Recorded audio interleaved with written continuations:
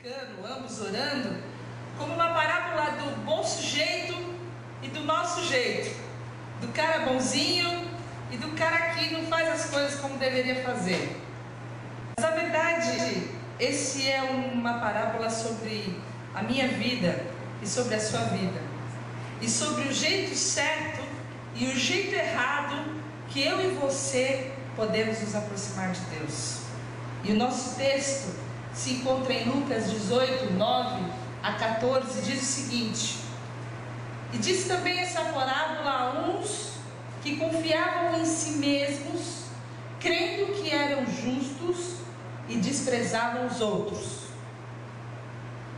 Dois homens subiram ao templo para orar, um fariseu e o outro publicano.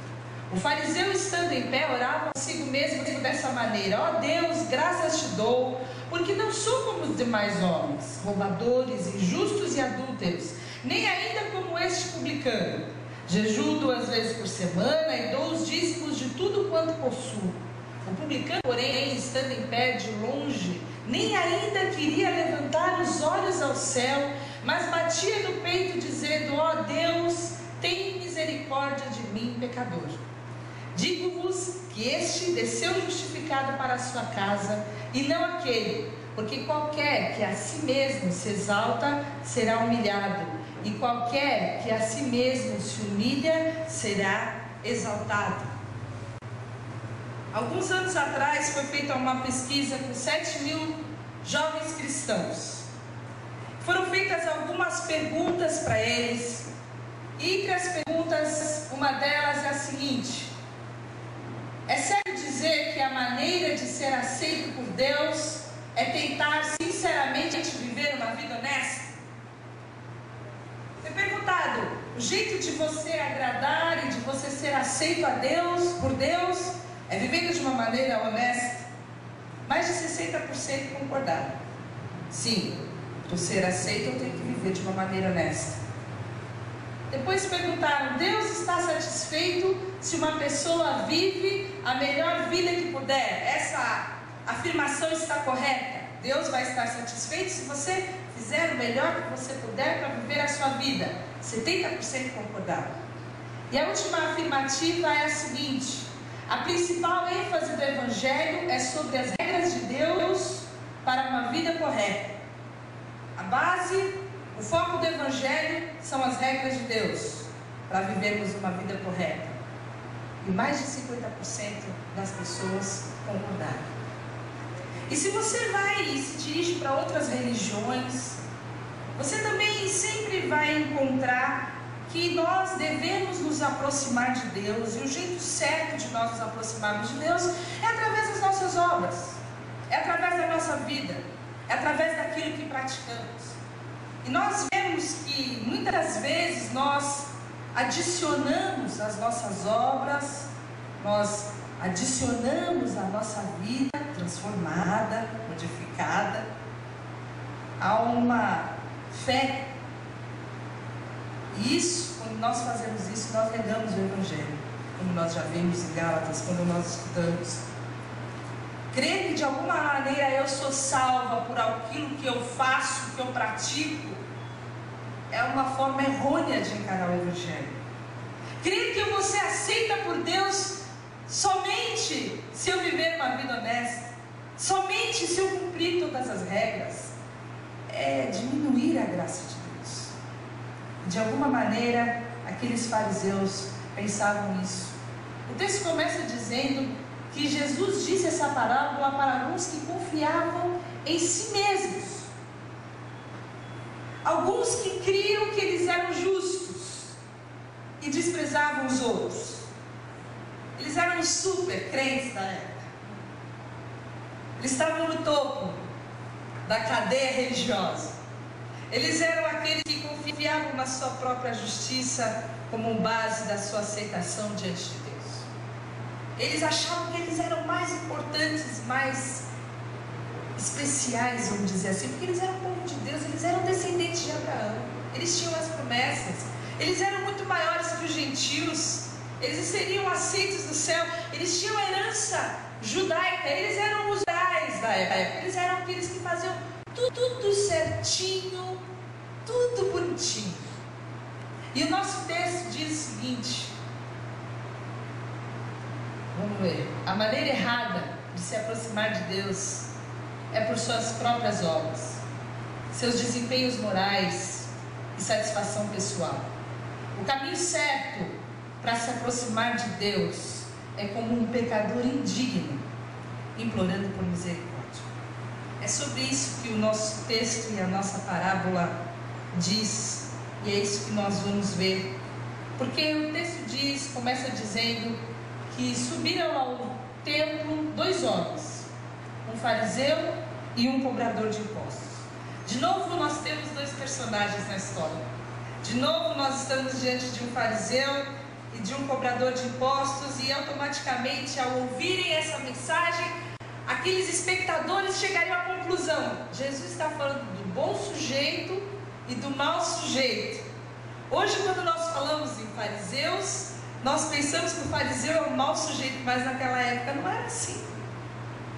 Naquela época, quando nós pensávamos num fariseu, poxa, o cara era muito bom.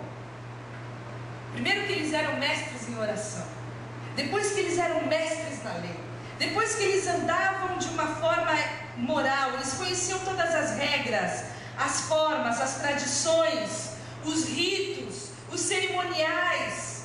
Eles eram praticamente endeusados pela comunidade. Esses caras eram caras bons. Se você tivesse um filho, você queria que ele crescesse e se tornasse um fariseu. Era o seu sonho que um dia o seu filho fosse um fariseu. E de outro lado, a gente tem um publicano, que era ganancioso, era egoísta, ele era um cobrador de impostos, e ele estar ali no templo orando por si só já era algo totalmente incomum. Esse publicano é o cara mau da história, ele é o corrupto, ele é aquele de quem a capa da Veja falava na semana passada. Aquele sujeito que você não quer ir na casa dele, você não quer comer com ele, você não quer estar perto dele, você não quer estar na mesma lista que ele. Ele tinha vendido a alma dele para Roma, e a Roma tinha dominado aquela região, e estabeleceu que alguns homens, esses cobradores de impostos, iam extorquir os seus próprios conterrâneos. Então Roma enriquecia, e esses publicanos, esses cobradores de impostos enriqueciam às custas do povo. Por causa disso eles eram odiados, por causa disso eles não podiam ir na sinagoga, eles não podiam ocupar cargos públicos, eles não podiam depor no tribunal. E se você tivesse um filho, você não ia querer que ele fosse um publicano, você não ia querer que ele fosse um cobrador de impostos. E o texto diz que os 2 subiram ao templo e os 2 oraram.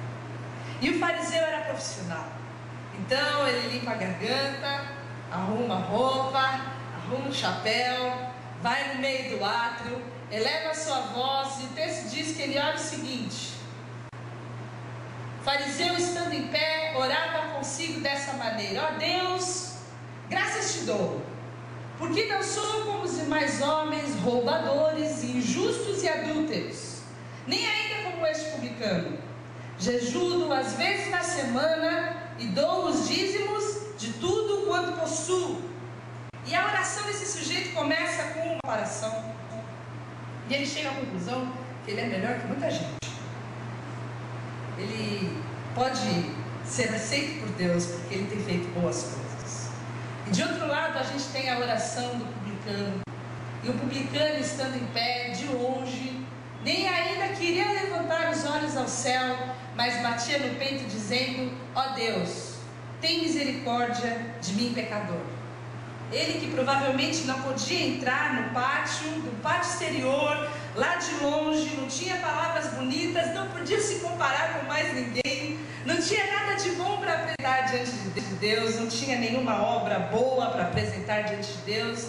Ele faz uma oração simples, uma oração humilde, um pedido de perdão e um pedido por misericórdia. Tem misericórdia de mim, pecador. Nós entendemos, irmãos, que a maneira errada de se aproximar de Deus é pelos seus méritos. As pessoas tentam chegar a Deus por suas próprias obras, e essas pessoas que tentam chegar a Deus por suas próprias obras, confiam em si mesmos. Confiar em si mesmo é desconfiar de Deus. As duas confianças se excluem mutuamente. Você não tem como confiar em Deus e confiar em você mesmo. E tem uma frase muito interessante de João Calvino que diz o seguinte: todo homem que se ensoberbece com autoconfiança continua em guerra declarada com Deus, pois não podemos ser reconciliados de nenhuma outra maneira senão pela negação de nós mesmos, isto é, deixando de lado todas as confianças em nossa própria virtude e justiça e confiando só em sua misericórdia. Não tem como. E eu pensava no exemplo simples, talvez porque eu tive muita dor de cabeça essa semana. Eu estou com muita enxaqueca e eu tenho um Leandro que compartilha da enxaqueca junto comigo. E eu chego para ele e falo: eu estava com uma dor de cabeça terrível e eu tomei Tonopan e passou. É mesmo, Tonopan passa a dor de cabeça, mas também tomei Excedrin, também tomei Tilenol. Ele nunca vai saber o que realmente tirou a minha dor de cabeça. Da mesma maneira, quando nós nos chegamos diante de Deus e nós dizemos que nós confiamos em Deus, confiamos na sua graça, confiamos no seu poder, mas também de alguma maneira nós queremos apresentar as nossas obras, as nossas pequenas quantidades de obras restauradas, nós também de alguma maneira estamos empobrecendo a graça de Deus, porque nós confiamos em Deus, nós confiamos naquilo que Ele fez, na sua imerecida graça, mas nós também nos orgulhamos de algumas coisas que já mudaram na nossa vida. Nós de fato achamos que a gente é melhor que muita gente, tem muita coisa boa em mim, e nós entendemos pela palavra, e eu daqui a pouco vou pedir ajuda do Gabriel, em Efésios 2, versículo 8 e 9, que porque pela graça sois salvos, mediante a fé, isso não vem de vós, é dom de Deus, não vem de obras para que ninguém se glorie. E é alguma coisa muito complicada para as pessoas que são boas, para quem não tem um passado que é envergonha, para quem tem dentro de si uma índole de ajuda, de serviço, compreender esse versículo. Porque de alguma maneira se abraça e se apoia nessas virtudes, como sendo um caminho ou um atalho para a graça de Deus. E a palavra fala: não vem de vós. Olha, você não contribui com nada, vem de Deus. Não vem de vós justamente para que a gente não se glorie, porque Deus conhece o nosso coração. Nós somos salvos exclusivamente pela graça de Deus. E aquele fariseu orava consigo mesmo. Nem para Deus ele orava, ele orava para ele mesmo. E ele dizia que ele era um homem moral. Ele se orgulhava de não ser um roubador. Ele se orgulhava de não ser injusto. Ele se orgulhava de viver de uma maneira decente, de não ser ganancioso, de não ser egoísta, de não ser adúltero. Ele continuava amando aquela mulher só. Ele não era roubador, ele não era injusto, ele não era adúltero, e ele nem era também como aquele publicano. E ele não somente era moral, ele também era espiritual.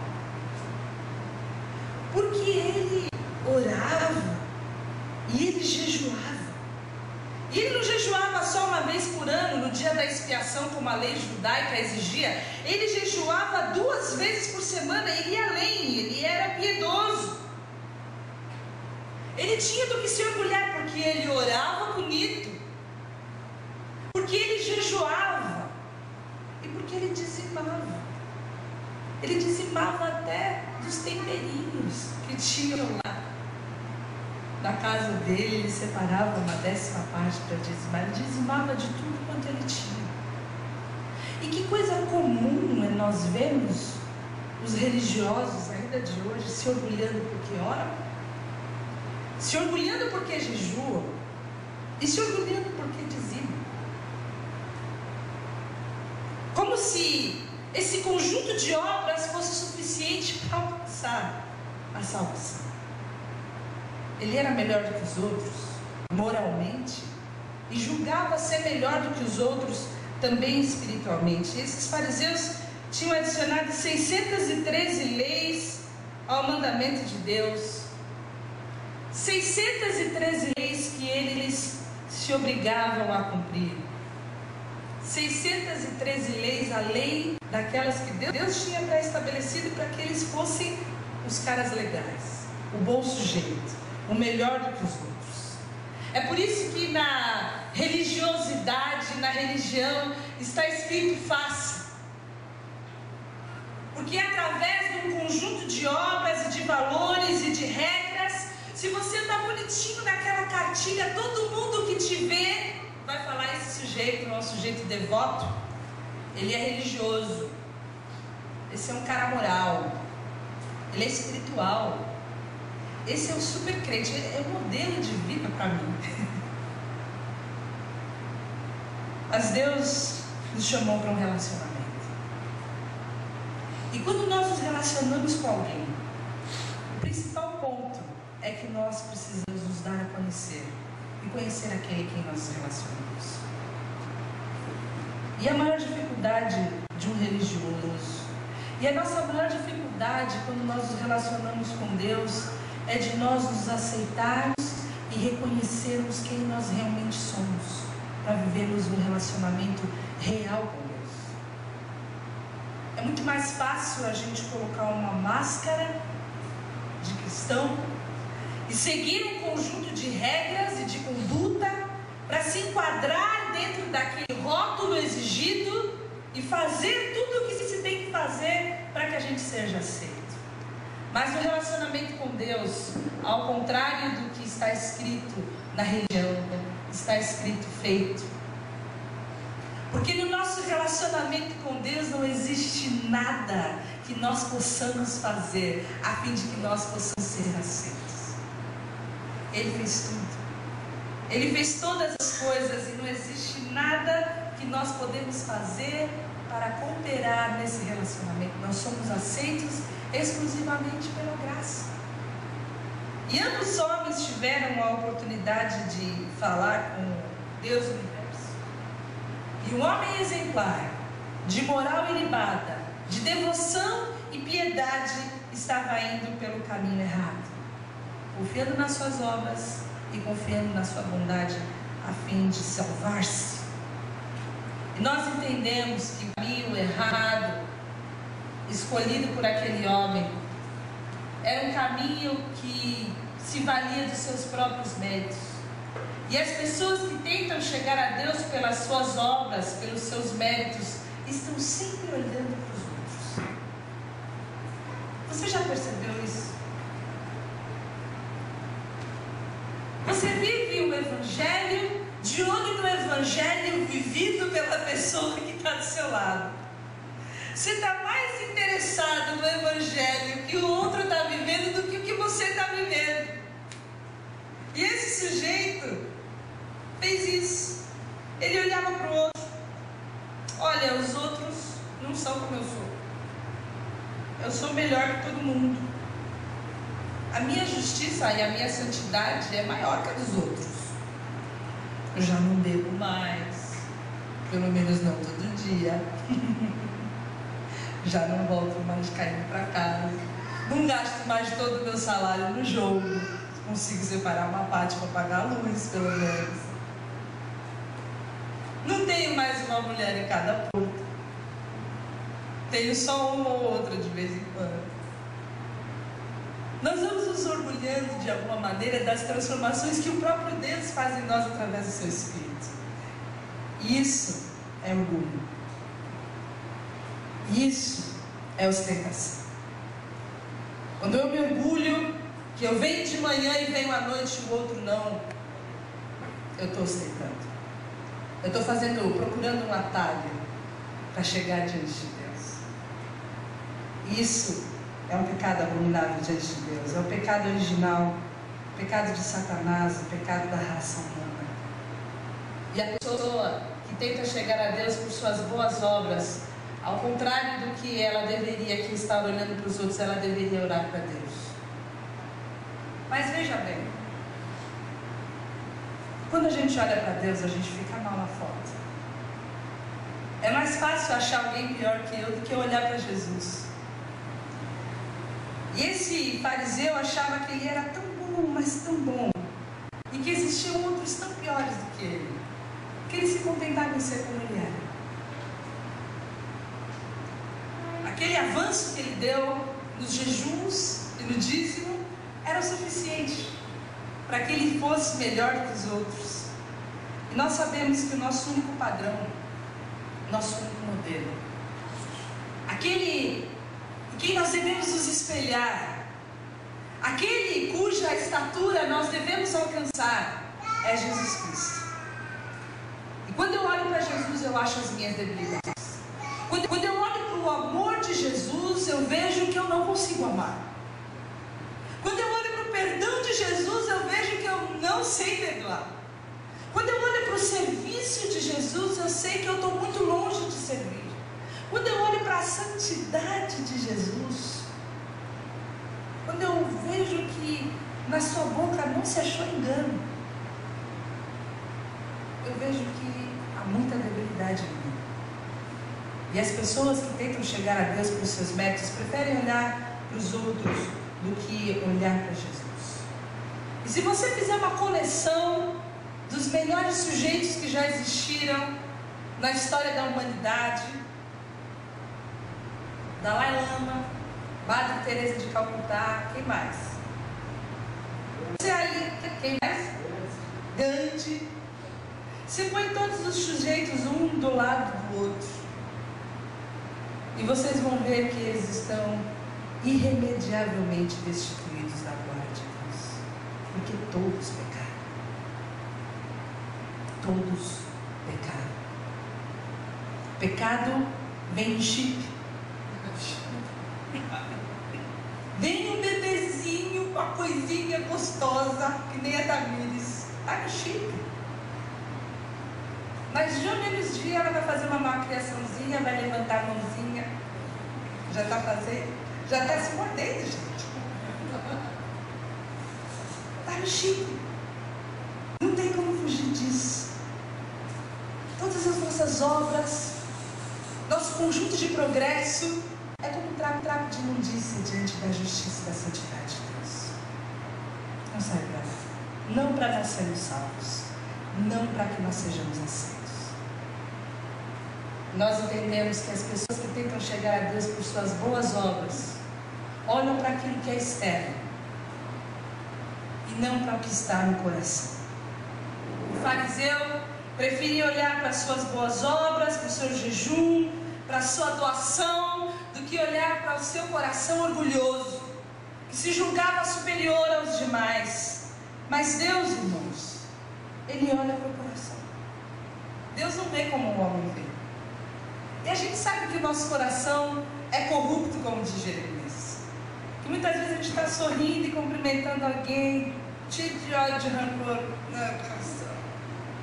Ah, se eu te pego. Deus sabe. Deus conhece o nosso coração. E Ele está olhando para os nossos motivos. Vocês lembram que o Silas falou sobre isso? Ele está olhando para os nossos motivos. Se cada vez que eu dou, se cada vez que eu oro, se cada vez que eu jejuo, se cada vez que eu contribuo, se cada vez que eu sirvo, qual é o motivo? Qual é a motivação que vai no meu coração? Se é para a glória de Deus ou para a minha glória?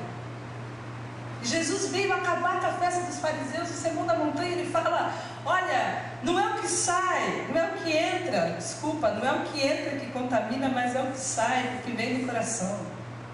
Ah, vocês são os bons, que vocês não adulteram? Pois é, eu tenho uma coisa para dizer para vocês. Quando vocês olham com intenção impura, no coração vocês já adulteraram. Aí ficou todo mundo quietinho. Deus vê o coração. Deus vê o que o homem não vê. E quando nós nos contentamos em viver uma vida exterior, irmãos, com um coração sem transformação, nós estamos chegando diante de Deus do jeito errado. Isaías, capítulo 29, versículo 13, profetizou sobre aquele povo e sobre nós também, nos dias de hoje. O Senhor diz: esse povo se aproxima de mim com a boca e me honra com os lábios, mas o seu coração está longe de mim. A adoração que me prestam só é feita de regras ensinadas por homens. A prática é boa, por fora bela viola, dentro é pão bolorento. E ninguém que se examina honestamente diante de Deus, que olha o seu coração, suas intenções, seus motivos, tem coragem de chegar diante de Deus com as suas obras. Ninguém. Tinha uma música antiga que meu pai cantava: ninguém diante de Deus pode se justificar. Ninguém. De pecador a salvo, só Cristo pode transformar. Só Cristo. Quando nós arrumamos o nosso comportamento, e nós arrumamos o nosso exterior, e nós tentamos de alguma forma enganar a nós mesmos, na verdade nós estamos invalidando a obra da graça de Deus. Porque a transformação genuína só pode acontecer através do novo nascimento. Morre o velho, que não pode ser reformado, que é inútil, e nasce um novo para a glória de Deus. É isso que Deus faz. E o caminho certo, o caminho que nós devemos trilhar para nos aproximar diante de Deus, é como um pecador indigno, implorando misericórdia. Jesus diz: olha, se você exaltar a você mesmo aqui, apresentando as suas obras diante de Deus, você vai ser humilhado no dia do julgamento. Mas se você se humilhar, você reconhecer e você implorar a sua misericórdia, naquele dia você será exaltado. Nós devemos chegar diante de Deus como um pecador indigno. Nós devemos chegar diante de Deus como aquele publicano que não teve nem coragem de se aproximar, que não teve nem coragem de elevar os olhos aos céus, levantar suas mãos. Tem uma nota de curiosidade aqui: talvez a prática que nós temos hoje de fechar os olhos e abaixar a cabeça para orar tenha vindo desse texto, porque até então todos oravam com a cabeça para cima, olhando para o céu e os braços estendidos. A gente vê essa oração sendo repetida várias vezes no Antigo Testamento. Jesus também orou assim, mas hoje a igreja ora como um publicano. Mas e o coração? Aquele homem batia no seu coração corrupto, seu coração corrompido, e ele clamava por misericórdia. Ele não chegou diante de Deus: olha, agora eu estou arrependido, agora é para valer. Ele não prometeu nada diante de Deus. A partir de hoje, ele não tinha nada para oferecer. Ele apenas clama por misericórdia. E essa é a única maneira certa que qualquer um de nós podemos chegar diante de Deus, porque a única certeza que nós temos é que nós somos culpados. A única certeza que nós temos é que nós merecemos o julgamento, nós merecemos a condenação, porque todos pecaram e todos estão destituídos da glória de Deus. Por isso que nós devemos chegar diante de Deus implorando por sua misericórdia. Que a postura correta de nos chegarmos diante de Deus é ser propício a mim, pecador. É como o filho pródigo que orou: pai, pequei contra ti, eu já não sou digno. Eu já não sou digno de ser chamado teu filho. Me faz como um dos teus jornaleiros. Eu não tenho nada, eu não mereço nada. Eu preciso das tuas misericórdias. E essa é a forma certa de nos aproximarmos diante de Deus. E essa expressão, tem misericórdia, quer dizer a propiciação. Essa expressão, tem misericórdia, no grego, tem essa ideia da propiciação, que se refere à ira de Deus sendo aplacada por causa da pena que foi paga. E nessa parábola, Jesus está revelando a Ele mesmo. Jesus está revelando o novo e vivo caminho que foi aberto através do sacrifício na cruz do Calvário, através da morte substitutiva, através da pena que foi paga, que nós não poderíamos pagar. Que o único jeito de nós cumprirmos a justiça de Deus seria através da morte eterna. E Deus não poderia ignorar o nosso pecado, porque Ele é santo, santo, santo.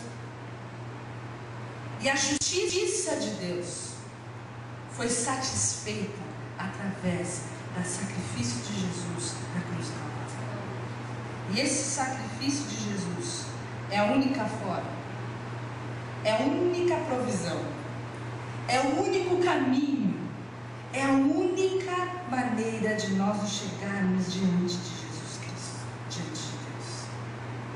É o único jeito. Por isso, se nós queremos o caminho certo, a forma correta de nós nos chegarmos diante de Deus é expressando a nossa necessidade de perdão. E o publicano chega dessa maneira. O publicano chega cheio de necessidade de relacionamento, de restauração, de perdão, de misericórdia. Nós somos necessitados. Nós somos uma raça de necessitados. Nós precisamos da água, nós precisamos do ar, nós precisamos do alimento, nós precisamos do descanso. Nosso corpo físico precisa disso. Nossa alma, o nosso coração, as nossas emoções precisam de carinho, de atenção, de afeto, de aprovação, de aceitação. E o nosso espírito precisa de Deus. Nós precisamos de perdão. Nós precisamos de misericórdia. Nós precisamos de perdão e misericórdia como um afogado precisa de um salva-vidas. E nós podemos chegar diante de Deus de duas maneiras. Com as mãos cheias, apresentando diante de Deus aquilo que nós entendemos que nós temos de bom e que faz de nós merecedores daquilo que nós estamos pleiteando diante dele. Talvez a gente vá embora com isso que a gente trouxe. Ou nós podemos chegar diante de Deus com as mãos vazias, clamando por misericórdia. A gente olha de um lado, olha de outro, não tem ninguém pior que a gente não pode se comparar com ninguém. E a única coisa que a gente pode pedir e clamar é por perdão e misericórdia. Nós podemos tentar nos garantir, tentar reformar o nosso comportamento. E mais dia ou menos dia nós vamos ser pegos porque nós vamos cair e vamos pecar de novo. E vamos viver nessa montanha russa espiritual. Um dia nós estamos lá em cima, quando nós conseguimos praticar ou deixar de praticar aquilo que entendemos que faz de nós justos e aceitos. E outro dia nós estamos lá embaixo, quando a gente entrega os pontos e reconhece que nós somos pecadores. Ou nós podemos chegar diante de Deus e entender que só pela sua graça. Mas se você vai de mão cheia, é bom você entender que não existe nada que possa aplacar a ira divina, senão a morte de Jesus Cristo na cruz do Calvário. Vá com coragem. Existem momentos em que a nossa necessidade se torna tão crítica que só a misericórdia de Deus. E esse publicano estava nesse momento da vida dele.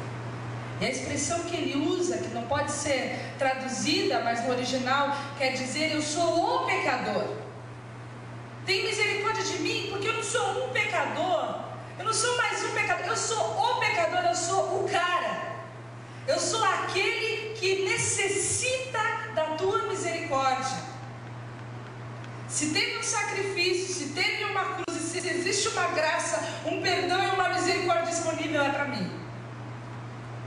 que eu sou o pecador. Eu sou aquele que necessita.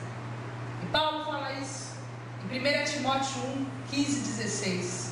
Mas por isso mesmo alcancei misericórdia, para que em mim, o pior dos pecadores, Cristo Jesus, demonstrasse toda a grandeza da sua paciência, usando-me como um exemplo para aqueles que nele haveriam de crer para a vida eterna. Ao Rei eterno, ao Deus único, imortal e invisível, sejam honra e glória para todos sempre. Amém.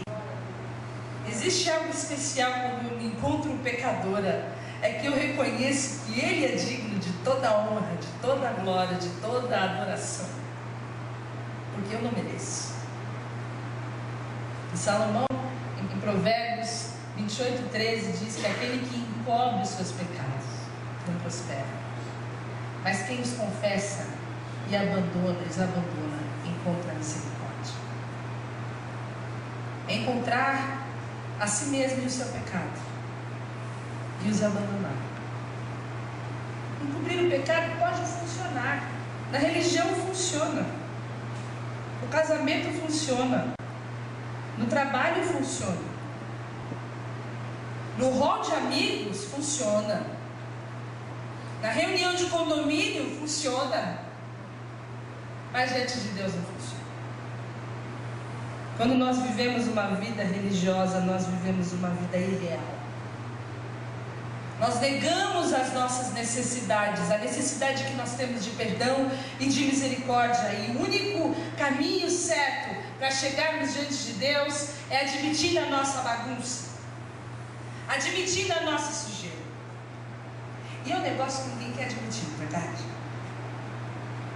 Eu sei que tem umas pessoas que são mais caprichosas, mais limpinhas, e tem uma possibilidade de deixar tudo limpo por dentro e por fora, mas outros não são.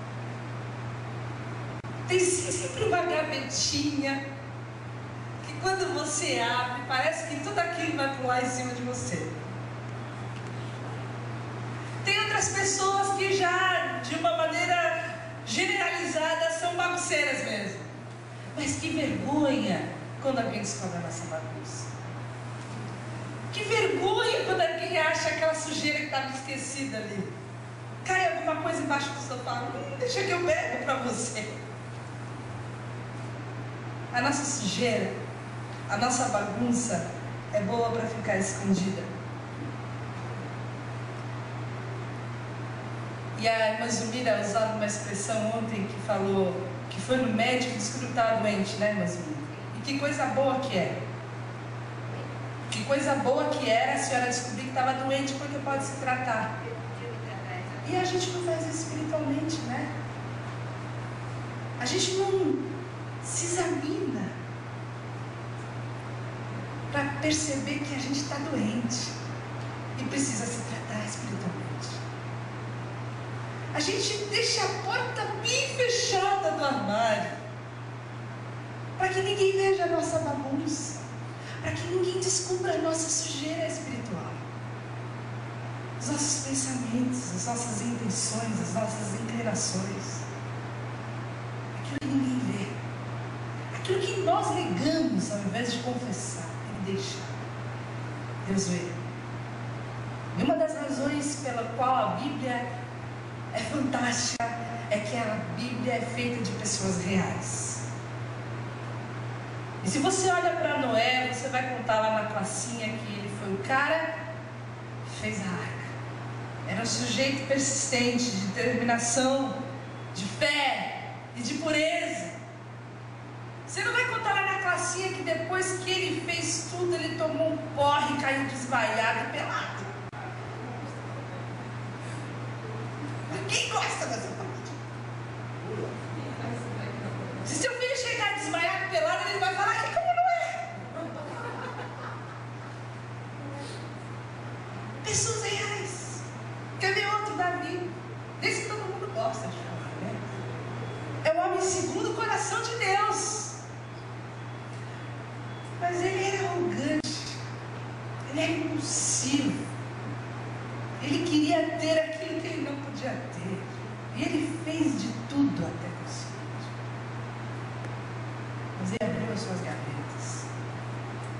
E ele diz que enquanto ele calou o pecado, seus ossos endureciam. Ele ficou em sequidão de estilo. Ele aprendeu o caminho da confissão. Ele aprendeu a expressar a necessidade de perdão. Ele admitiu a sua bagunça. Ele abriu seus armários. E por isso, ele era um homem segundo o coração de Deus. Não é porque ele era perfeito. É porque ele sabia admitir essas bagunças. Paulo fala em Romanos 7, versículo 15 e seguintes: eu não entendo o que eu faço, pois não faço o que desejo, mas o que odeio. Nesse caso, não sou mais eu quem o faz, mas o pecado que habita em mim. Sei que nada de bom habita em mim, isto é, em minha carne, porque tenho desejo de fazer o que é bom, mas não consigo realizá-lo. Pois o que faço não é o bem que desejo, mas o mal que eu não quero fazer, esse continuo fazendo. E essa podia ser eu dizendo segunda-feira de manhã no Facebook no que eu estou pensando. Está tudo errado, eu me programo para fazer tudo certo, mas quando eu vi, eu já meti o pé pelas mãos e eu estou pecando de novo. E tudo o que eu faço é o que eu não gostaria de fazer e não tem nada de bom que habita em mim. Nada.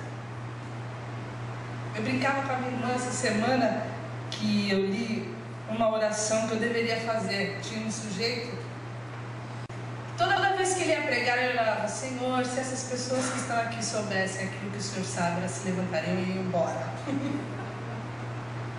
Mas graças a Deus, porque o Senhor vai me usar e tal. Não tem nada de bom em nós, amigos. Nada. E se nós não admitirmos isso, nós vamos estar usando o caminho errado. Somente através do reconhecimento dessa bagunça que se chama pecado, que existe dentro de nós, é que nós vamos poder ser curados. Todo mundo tem esse lado escuro. Nós usamos máscaras. Nós fingimos que nós não temos problemas, que nós não temos depressão, que nós não temos tristeza, que nós não temos vícios, ansiedade, raiva, inveja, ciúme. Nós fingimos que nós não temos rancores, nem frustrações. Nós idealizamos as nossas famílias, o nosso marido perfeito, os nossos filhos perfeitos, a nossa igreja perfeita. Só que é um caminho irreal. É um caminho de méritos e satisfação pessoal. E é um caminho que não chega a Deus. Se nós não compararmos essas pessoas mais confusas, nós vamos sempre estar bem na fita. Mas o jeito certo de chegar diante de Deus é com as nossas portas, os nossos armários abertos. É admitindo a nossa fraqueza, é admitindo que nós somos miseráveis, necessitados de misericórdia. Paulo falava: quem me liberará do corpo sujeito a essa morte? Graças a Deus. É sempre graças a Deus. É apenas por meio dele. Quando nós admitimos a nossa bagunça, nós admitimos que nós somos fracos,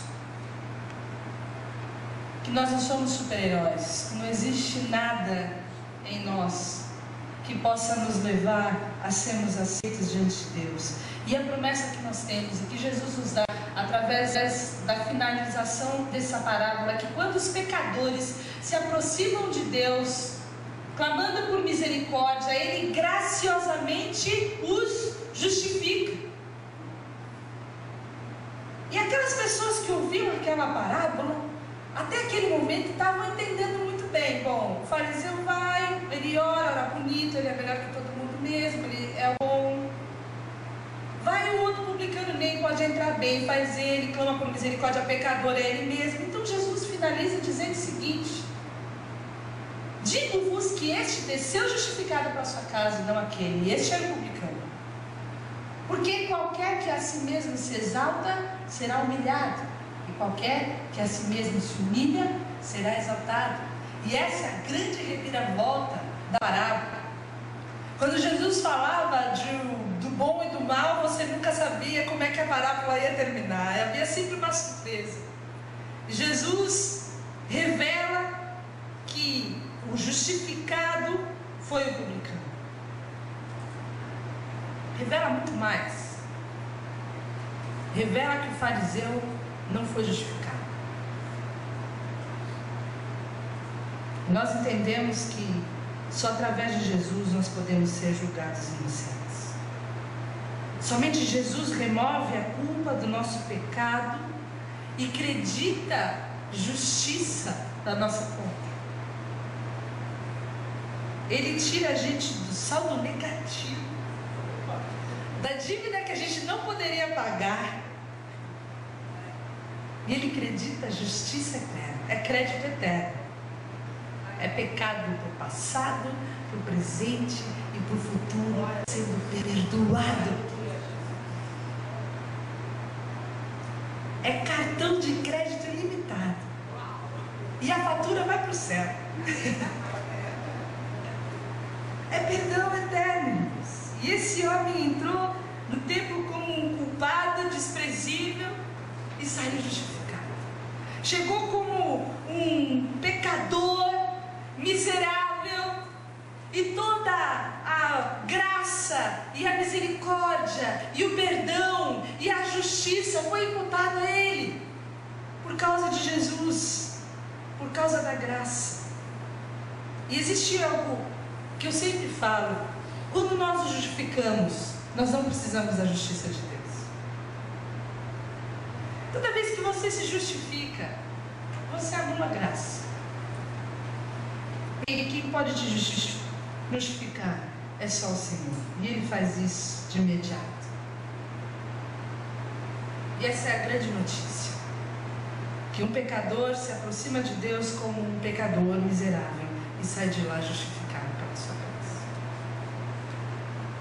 Nós gostamos muito de Romanos 3,23, que fala que todos pecaram e destituídos estão da glória de Deus, e raras vezes nós continuamos lendo.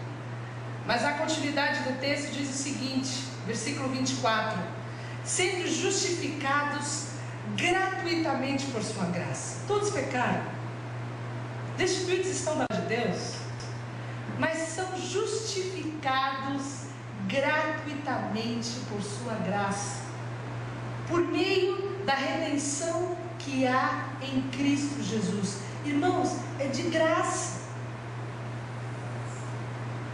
É de graça. Sabe aquele remédio que você pega de graça e você tem medo de tomar? A graça de Deus não era assim, não.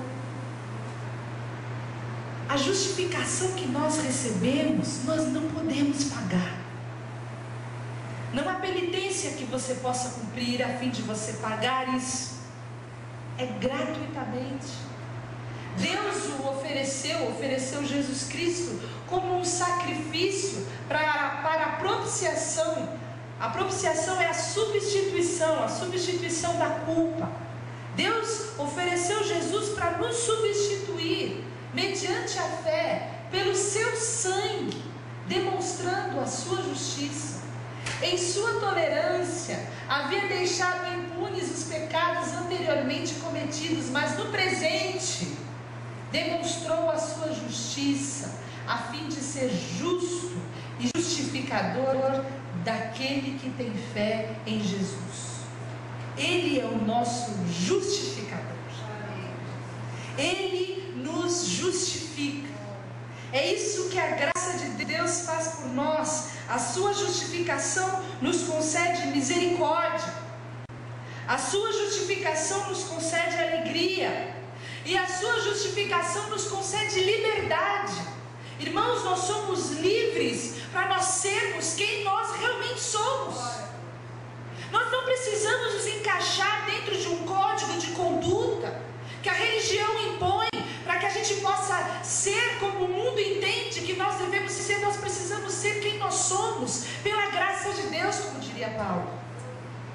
Por isso que em Gálatas, versículo 1 do capítulo 5, fala que foi para a liberdade que Cristo nos libertou.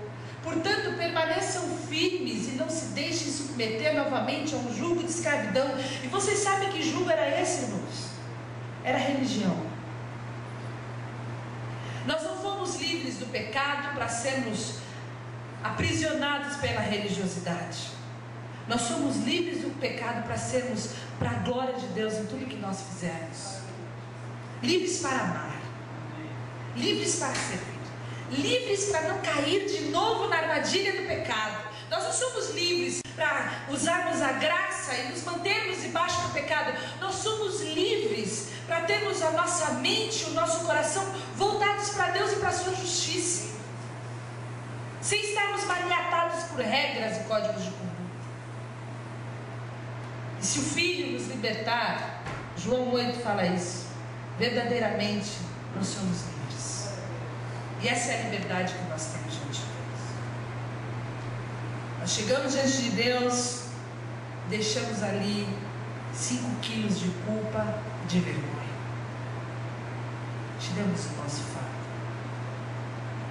Deixamos 5 centímetros de hipocrisia. Somos mais leves. Nós podemos dançar a liberdade do perdão, a liberdade que o amor de Deus nos dá. O amor de Deus nos traz liberdade, porque não há nada que você possa fazer para Deus te amar mais, e nem nada que você possa fazer para que Deus te ame menos. O amor de Deus nos faz livres, nos faz aceitos. E eu gosto de Romanos, porque diz o seguinte: quem fará alguma acusação contra os escolhidos de Deus? É Deus quem os justifica. Quem os condenará?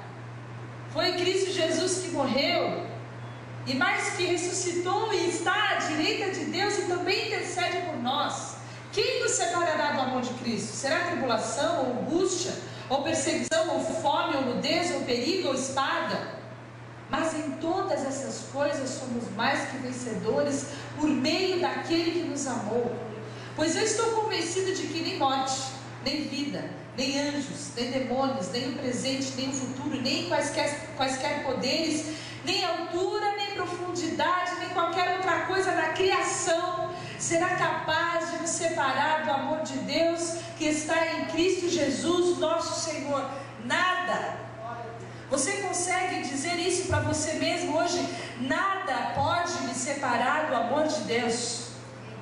Nada. Você é escolhido, você foi atraído, e não há nada que pode te separar desse amor.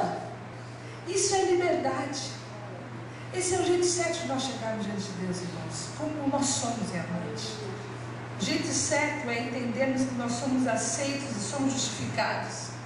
E nada que nós praticamos é suficiente para aplacar a ira de Deus, senão o sacrifício de Jesus. Esse amor nos torna livres. Nos livra do passado. Nos livra das mentiras do passado. Nos livra do presente e garante o nosso futuro. É esse o amor de Deus. Nós temos a oportunidade, irmãos, essa manhã, de tirar as nossas máscaras, de nos apresentar diante de Deus como nós somos, de nos chegar diante de Deus como um pecador, implorando por sua misericórdia, expressando a necessidade e admitindo a sua bagunça.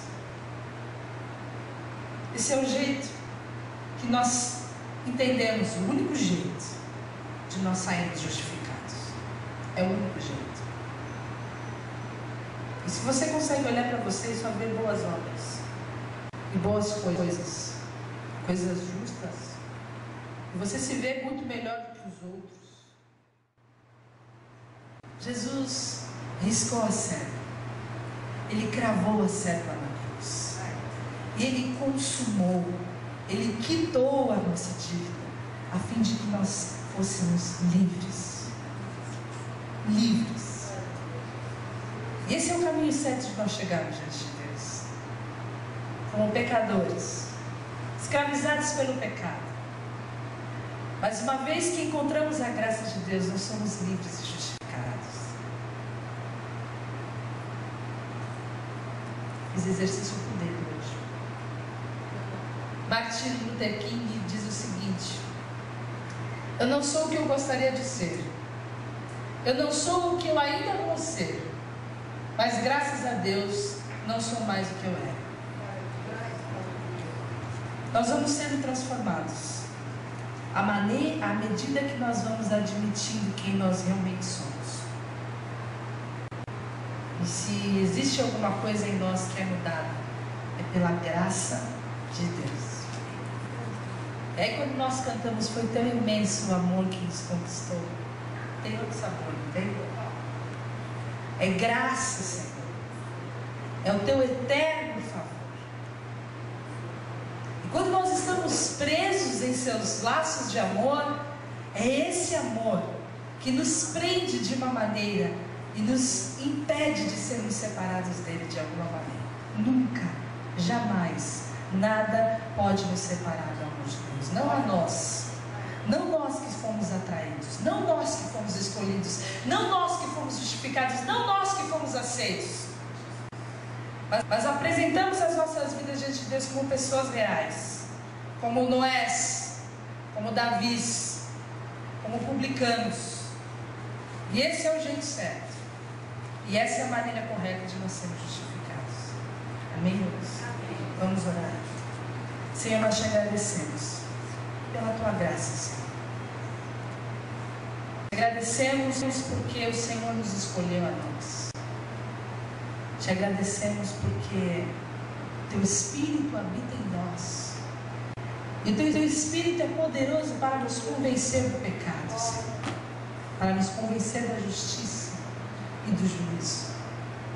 Nesse momento nós abrimos os nossos corações diante de Deus, a fim de que teu Espírito tenha total liberdade para agir em nós e revelar a nossa bagunça, a fim de que nós possamos nos achegar diante de Ti com confiança, nos achegar diante do trono da graça com confiança, porque seremos perdoados, seremos aceitos, seremos justificados, seremos reconciliados através do sangue de Jesus, que nos purifica de todo o pecado. E é por isso que nós te agradecemos. Amém.